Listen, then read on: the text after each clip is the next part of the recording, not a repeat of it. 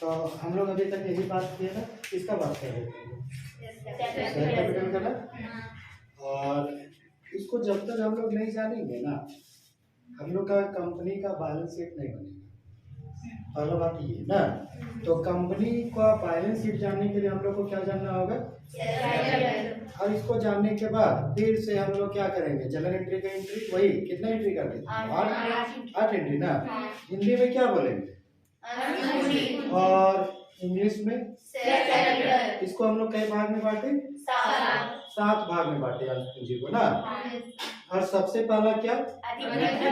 और सिर्फ हम लोग को हिंदी नहीं इंग्लिश भी जानना होगा, क्योंकि हम लोग बैलेंस शीट में जो बनाएंगे वो तो इंग्लिश में ही ना बनाएंगे। और क्या लगता है बहुत भारी है इसको याद करना? नहीं सर। तो सबसे पहले क्या? इसका 3 तो नाम है, ऐसे सुनना, नॉर्मली 3 नाम है।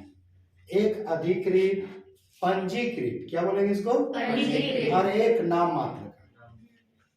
सुनिए ना, ये अधिकृत पूंजी क्या होता है? कंपनी जितना भी शेयर का, जितना कंपनी के पास जितना टोटल शेयर रहता है ना, उसको जाके और उसे अपना रजिस्ट्रेशन कर रहे हैं।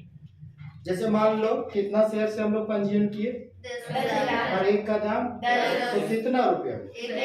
ये हम लोग का कौन सा शेयर कहलाएगा? क्योंकि इसमें इतना का अधिकार मिला हुआ ना, कितना का शेयर का अधिकार मिला हुआ है, और एक का दाम। इससे ज्यादा कंपनी अपने जीवन काल में शेयर नहीं रख सकती, याद रखना है।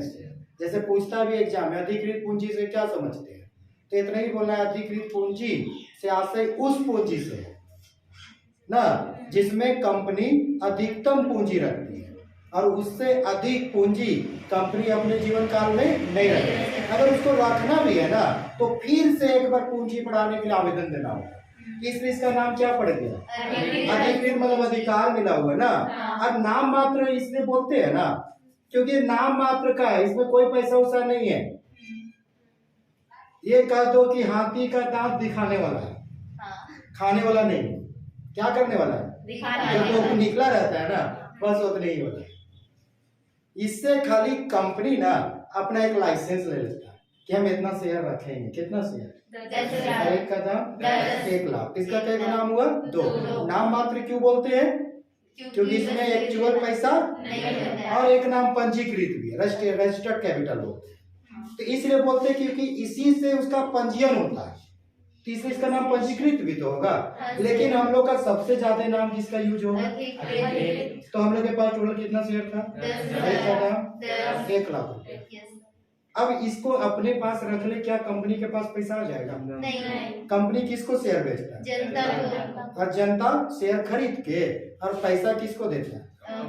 और कंपनी साल भर अपना काम करेगा, और काम करने के बाद जो जितना पूंजी लगाया है उसी के अनुपात में पैसा बांटते हैं। जैसे एग्जाम्पल मान लो, हमको एक बहुत बढ़िया काम हमको लगा कि हम एक तो पेन बनाएंगे, पेन कंपनी। हम क्या किए, तुम लोग सबसे कोई 1,000, कोई 5,000, कोई 10,000, कोई 50,000 दिया। हम साल भर कमाए, और साल भर कमा के जो जैसा पूंजी दिया उसको ऐसा लाभ देंगे कि? तो बताइए, इसको बेचना पड़ेगा कि नहीं? तो मेरे पास कितना टोटल था? 10,000। हम इससे ज्यादा भी बेच सकते हैं, हम इतना शेयर भी इशू कर सकते हैं, या इससे कम, क्या इससे ज्यादा बेच सकते हैं? तो मान लो हम लोग कितना इशू कर दिए, तो उसका नाम क्या हो गया? और इंग्लिश में कितना टोटल था? हम बेचने गए कितना? अभी हम बेचने गए, जनता को आवेदन किया कि जनता खरीदो मेरा शेयर को ना। हम खाली शेयर को इशू किए हैं, और वो भी किसके समझ किए हैं?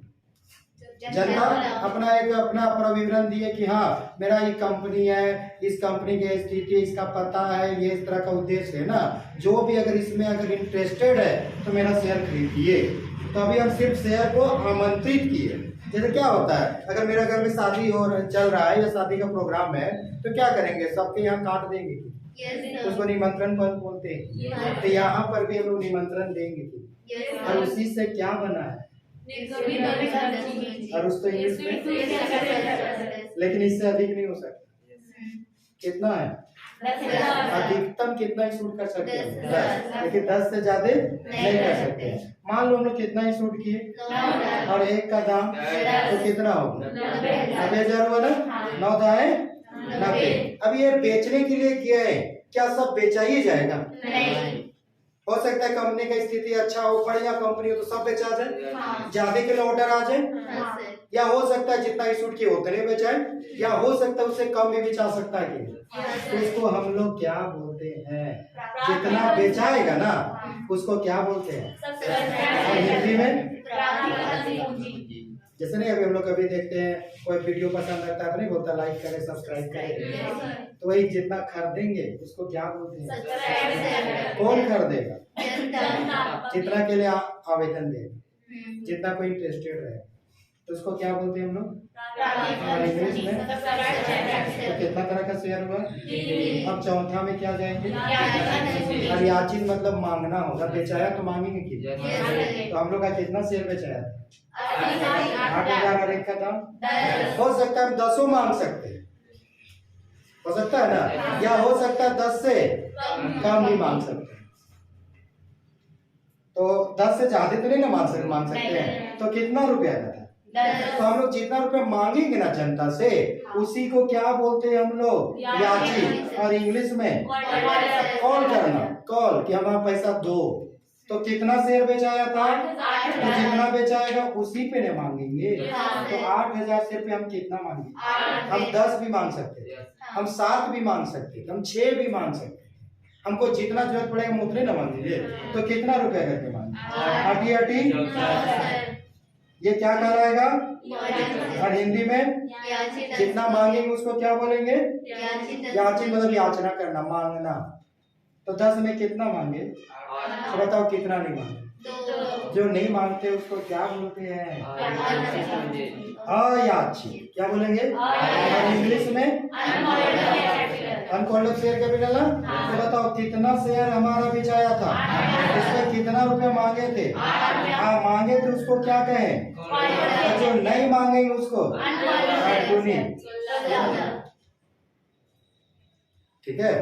उसके बाद हम लोग मांगे, एक नहीं भी मांगे, अब तो कुछ पैसा मिलेगा ना।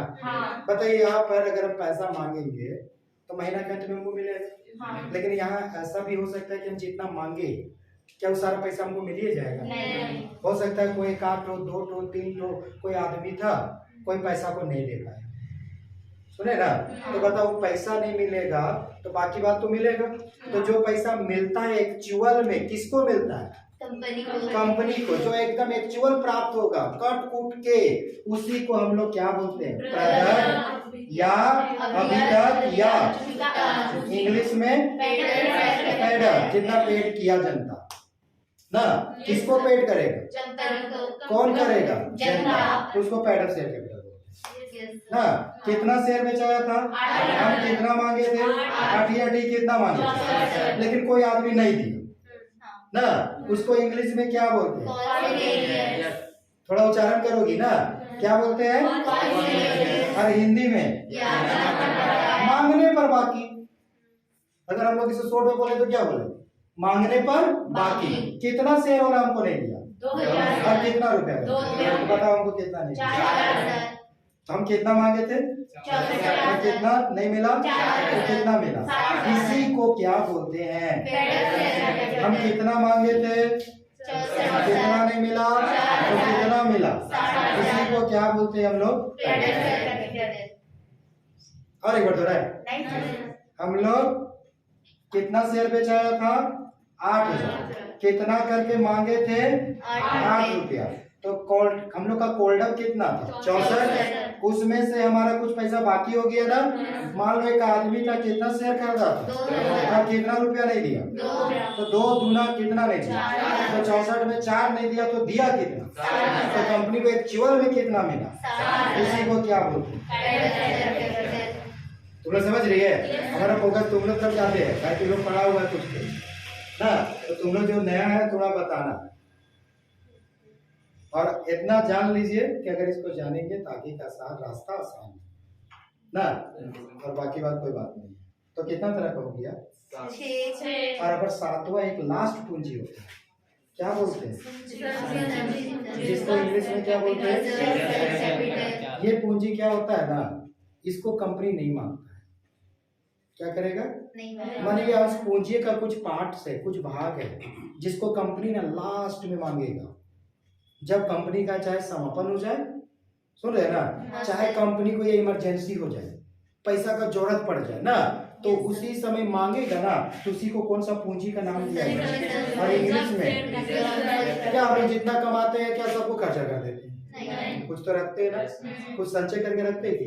तो कंपनी भी जितना पूंजी रहता है ना, उसका कुछ भाग जनता से नहीं मांगता है, बोलता है जब जरूरत होगा या समापन होगा या आवश्यकता होगा या इमरजेंसी के टाइम होगा तो हम मांग लेंगे ना।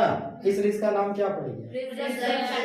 तो कितना तरह का हुआ? तो हम लोग को सेकेंड ईयर में ना, इंटर सेकेंड आईकॉम में हम लोग को ये शेयर कैपिटल इतना ही जानना है, पूंजी का पार्ट। या तो पूंजी और भी होता है, फिक्स कैपिटल, अस्थाई पूंजी, वर्किंग कैपिटल ना, वो सब होता है, लेकिन हम लोग उस सबको जानने का जरूरत अभी हमको इतना ही जानना है।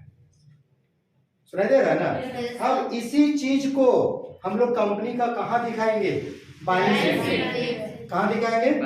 अब बैलेंस शीट अभी तक हम लोग इंटर में नहीं पढ़ते थे, एक साइड लायबिलिटी और एक साइड असेट्स है ना, फर्स्ट ईयर वैसा नहीं होता, एकदम लंबा बैलेंस शीट बनेगा, एक तरफ लायबिलिटी और एक तरफ। और कंपनी का बैलेंस शीट ना कंपनी का अधिनियम से बनता है, और कंपनी अधिनियम कितना? 2013 कितना? 2013 और धारा 129 अनुसूची 3 और भाग 1 के अनुसार बनता है। सुने ना?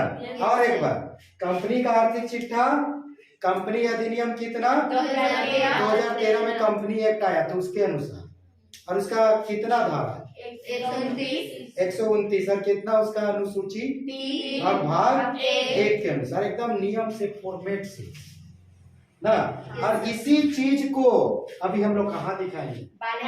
इसी चीज को जो एग्जांपल लिया अभी उसको, इसमें ना खाली 2 चीज को बैलेंस शीट में शो नहीं करते हैं, इसको दिखाते हैं, इसको भी दिखाते हैं, इसको भी दिखाते हैं, इसको भी दिखाते हैं, कहाँ? लेकिन अयाचित को नहीं दिखाते, जो पैसा नहीं मांगेंगे ना उसको हम लोग, और इसको भी दिखाएंगे, जो पैसा मिलेगा तो दिखाना होगा ना, लेकिन संचित पूंजी को नहीं दिखाते। तो कितना इसमें से दिखाना है हम लोग को? 5। और कौन कौन नहीं दिखाना है? अयाचित और अनकॉल्ड अप ना। देखिए थोड़ा सा और ध्यान देंगे हम लोग बैलेंस शीट में ना।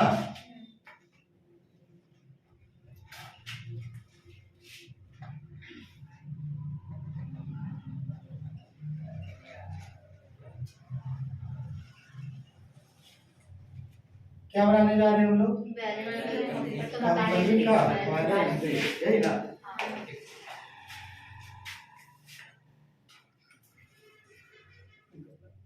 कंपनी का, और हिंदी में कंपनी का आर्थिक चिट्ठा, इसको स्थिति विवरण बोलते हैं।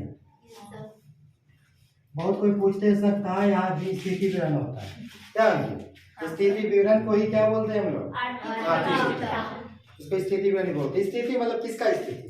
कंपनी का ना। इसमें मेन फोकस क्या होता है? शेयर कैपिटल, ये ना दिखा रहे हैं। और अभी तुरंत बताए थे ये किसके अनुसार बनता है? कंपनी अधिनियम 2013 की धारा 129 की अनुसूची ना 3 रोमन अक्षर वाला और भाग 1 के अनुसार बनाया जाता है। हमेशा के लिए याद रहेगा, बनाया जाता है। ठीक है, यहाँ तक पढ़े? ये इसका फॉर्मेट है, एकदम बढ़िया से स्केल से खींचोगे ना, ये इसका हम लोग का फॉर्मेट है। इसको बोलते हैं हम लोग पार्टिकुलर, और पता है ना पार्टिकुलर्स को विवरण बोलते हैं ना। और यहाँ और डेबिट क्रेडिट नहीं लिखिएगा, ये डेबिट क्रेडिट नहीं, खाता नहीं बना रहे ना, ये क्या बना रहे हैं? वो कोई स्टेटमेंट बना रहे ना। इसमें सबसे पहले लिखा जाता है शेयर होल्डर फंड, उससे पहले सबसे पहले लिखेंगे equity and liability, equity and liability, जिसको हिंदी में ना समता और दायित्व बोलते हैं। क्या बोलते हैं? लेकिन हम लोग भी जानते हैं कि अभी हम लोग को हिंदी वर्ड यूज करना नहीं इसमें, ज्यादा तो इंग्लिश में याद करेंगे ना। अगर किसी को लगता है सर इसको क्या बोलते हैं, तो समता और दायित्व। क्या बोले?